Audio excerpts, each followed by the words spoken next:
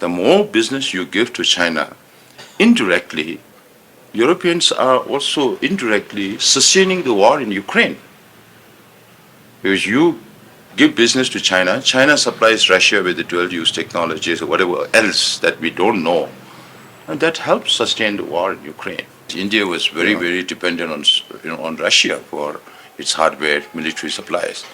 Now today, if India or if China fights a war with India, India is at a lot of disadvantage. If you don't get spare parts from Russia, what happens? Even with huge machineries, it doesn't help. But unless you know what is happening exactly inside Tibet and how geopolitics is also evolving and how it's impacting Tibet, then it's impossible for even Sikkimese to support Tibet cause. Yeah, so if you think that Tibet issue is totally different, doesn't matter to us, then I would say you're wrong. It does matter to you because Tibet is on your northern border, which is occupied by China right now. So what we tell them is give China less business. Any questions, I will be happy to respond. So with each passing day, China becomes more powerful, and with its president programmed to be the president of China, President Xi to be the president of China for life. So how hopeful are you with your struggle for freedom? Is that your struggle will bear fruits in coming days? Now, of course, nobody can say I'm an expert on China because it's a very opaque system. So anybody who comes out with any kind of analysis will have to base on what is visible on the surface and what could be there inside. Now, there is a realization in the international community that is particularly in Europe, if we look at Europe, the 27 countries plus countries surrounding that, they know that Russia is the immediate threat, but the long-term challenge is China. And this realization is also very much there with the US government. And last year I traveled to Brazil, Colombia, and Mexico also. The understanding on China's motivation and China's structure and strength is not very much there. They don't have that awareness of what China is doing around the world and what's happening inside China. From the outside, China might look like a monolith, a very strong power. But I keep saying there are a lot of chinks in the armor. If you look at the general structure itself as to how Xi Jinping is conducting himself, of course they are very much afraid of internal coup. That is why in China, like in India, you have the minister, then you have minister of state, right? So in some countries it's deputy minister, it's vice minister, whatever. So above that rank, you are talking about 1,000-strong leadership in China, but not more than 3 leaders can meet together without the permission of the president. Now I asked this to another China expert in US who's working in an institute, and he told me it's not just that. Aside from Xi Jinping, you have the other 6 members of the Politburo Standing Committee. They don't have dinner with each other. None of them. That shows how much afraid they are. If they meet together and something goes wrong tomorrow, then they could be blamed for conspiracy. So this is how the system is structured, which also shows how much the leadership is afraid of internal coup. So they make sure that there is no internal coup by not letting leaders meet with each other, making sure that no forces come together to dislodge the present dispensation. That's one thing. Now, I often get asked questions as to whether we think China will attack Taiwan now. I keep saying China is not ready yet. Not ready yet. Because Xi Jinping keeps moving the generals from one theater to another in a very short period of time. So there's no time for the generals to build a better relations with the cadres. And then the first in command, the general, and the second in command, they don't know each other most of the time. So they don't trust each other. They are all watching each other. There's a lot of fear and distrust, even at the top level. Then under the Communist Party system, you also have the parallel political commissars who oversees the military. So to fight a war, you need synchrony amongst all these bodies, including the different theaters and then the rocket forces. Because rocket forces is the pet project of Xi Jinping, which he created, that looks after space technology and missile technology, nuclear technology. And last year they removed 9 people, and most of them from the rocket forces, whom Xi Jinping himself appointed. Now he had to remove them, based, of course, based on accusation of corruption and all that.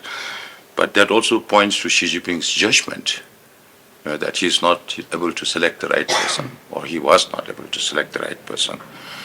So all these are pointers to the fact that it's good for Xi Jinping to make sure that there is no military coup, but not enough to fight a war. Because if you fight a war against, or if you try to, get to Taiwan, then you're going up against many other forces.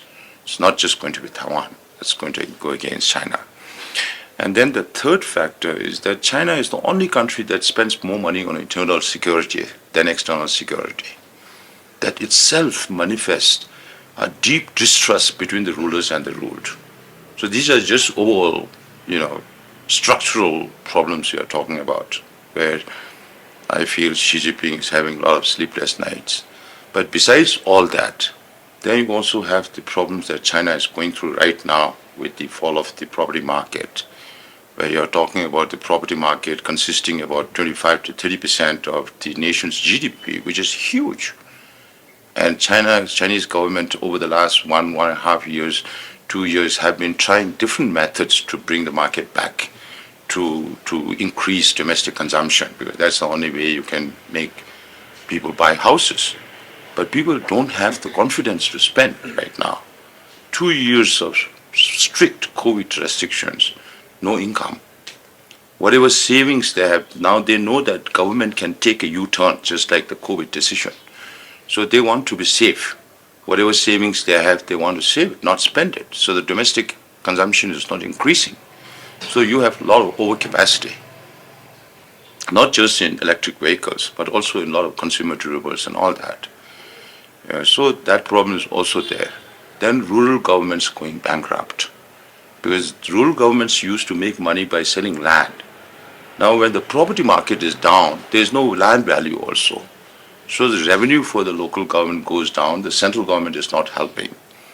And then, of course, with Xi Jinping's policy of going back to socialism, does not encourage private enterprise to become so powerful. So you see the cases of Tencent and Alibaba and all those.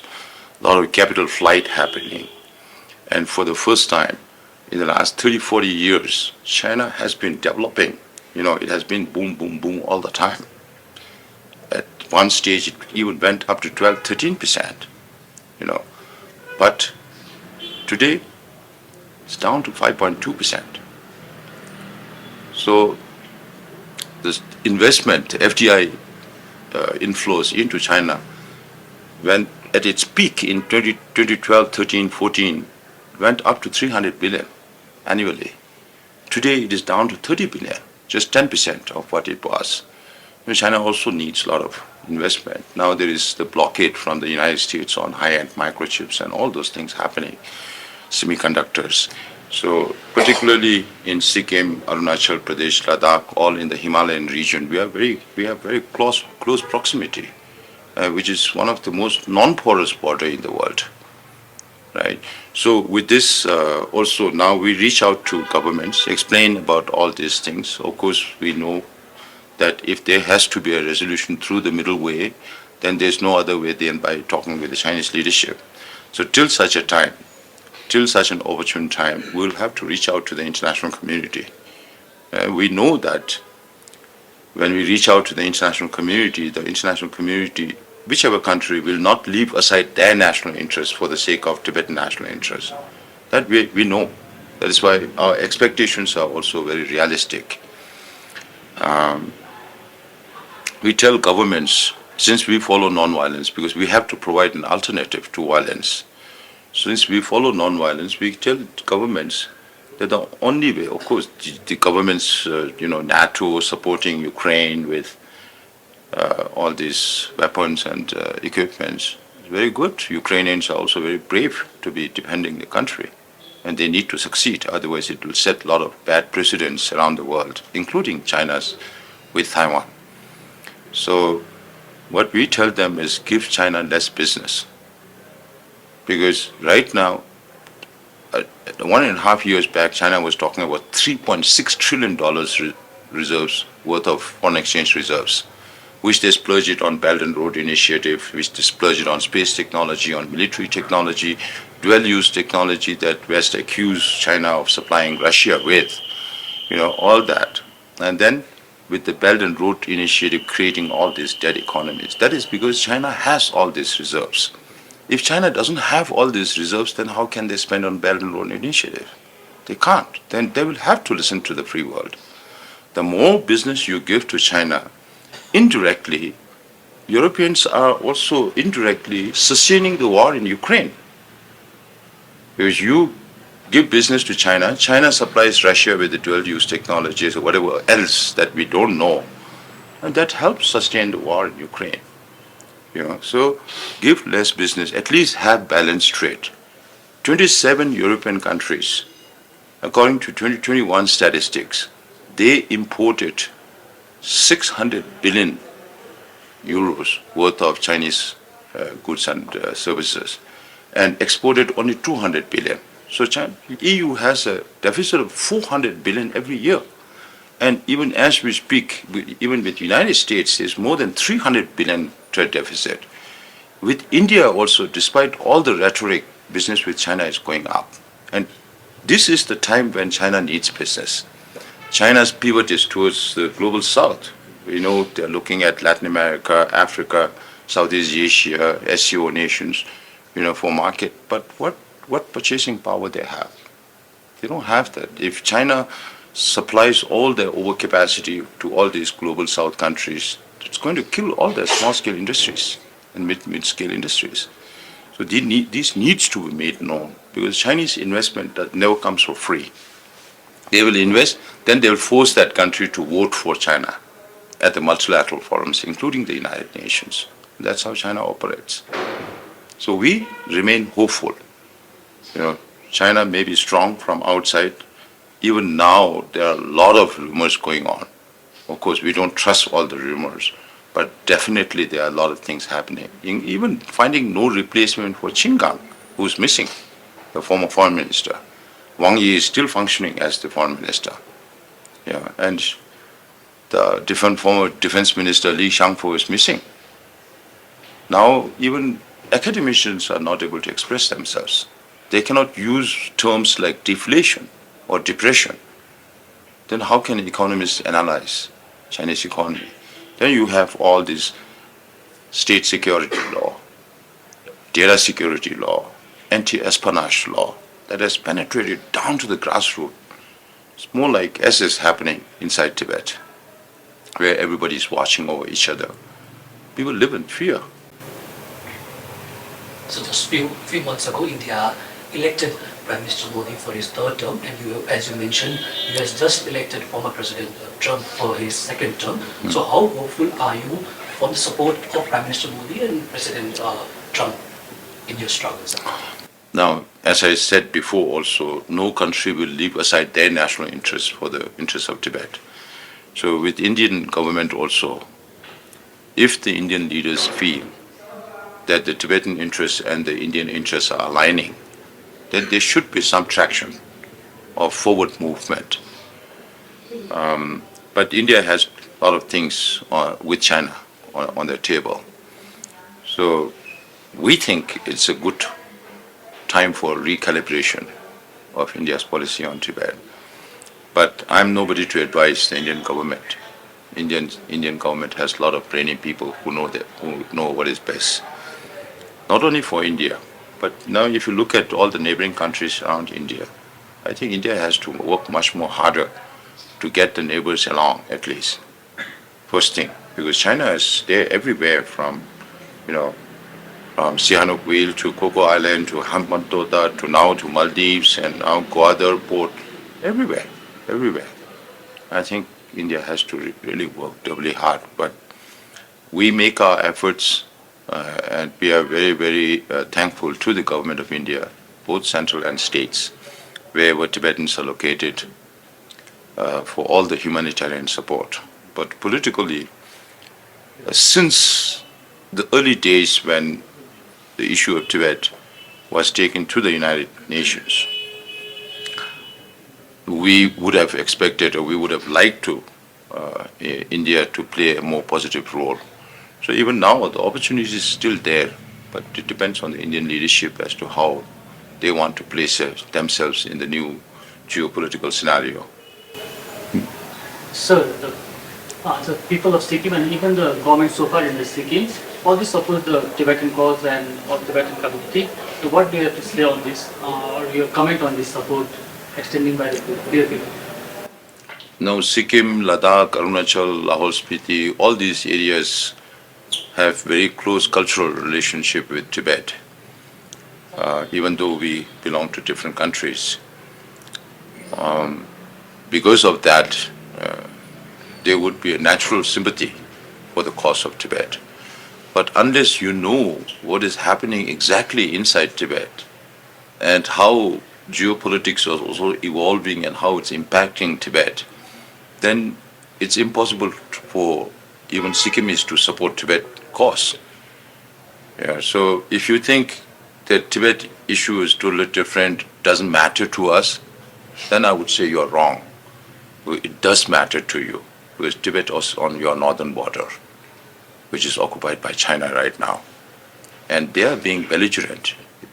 They are proving they're not just in the South China Sea, they are renaming all the places, not just in Arunachal Pradesh, in the whole of South China Sea, in East China Sea, everywhere. So there was a time when I was in the United States and I was talking to a senior friend, and I told them that was the time when China declared its air defense identification zone.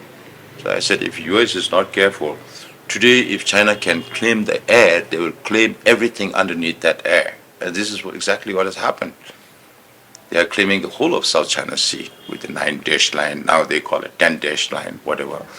And with India also on Ladakh, just day before yesterday, I read one report where you know about the fact that Chinese government has established a lot of shaogangs or border villages on the Tibetan side because the idea is to protect the nation, you have to protect the frontiers. Now there were reports that some Tibetans, or a lot of Tibetans, are being moved to one shaogang area north of Bhutan. That is what it says.